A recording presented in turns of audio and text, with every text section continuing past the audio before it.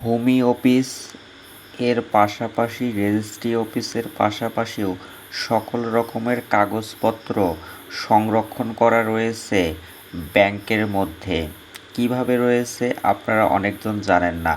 আপনারা অনেক পুরাতন দলিল খতিয়ান খুঁজে পাবেন ব্যাংকের মধ্যে। আপনার পূর্বপুরুষগণ ব্যাংকে কখনো লোন নিয়েছে, সকল কাগজপত্র ব্যাংকে জমা রেখে লোন গ্রহণ করছে, আপনি জানেন না।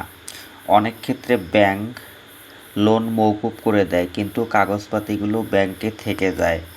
আপনারা কৃষি ব্যাংক এবং পার্শ্ববর্তী যে ব্যাংকগুলোতে লোন দিয়ে থাকে সেখানে খুঁজলে আপনারা খুব সহজে পুরাতন কাগজপত্র পাবেন।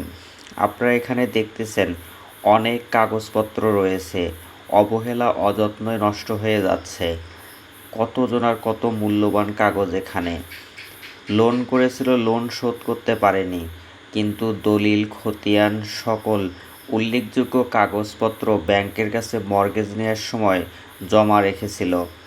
তাই আপনি কখনোই আপনার অরিজিনাল কাগজপত্র খুঁজে পাবেন না। ব্যাংকের মাধ্যমে আপনারা খুব সহজে এগুলো খুঁজে পেতে পারেন।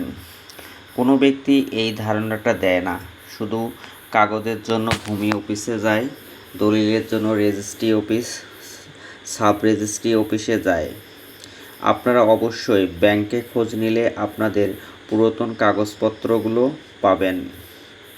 দেখতেছেন এখানে কাগজের বস্তা রয়েছে, হাজার হাজার দলিল রয়েছে। আমি এই ব্যাংকের সার্ভেয়ার হিসেবে নিয়োজিত আছি, তাই আমি এগুলো জানি যে কী পরিমাণ দলিল রয়েছে। সকল কাগজপত্র দলিল ব্যাংকে সংরক্ষণ করে রাখে। আপনার পূর্বপুরুষের লোন থাকলে শোধ করুন এবং মূল ডকুমেন্ট দলিল খতিয়ানগুলো নিয়ে যান।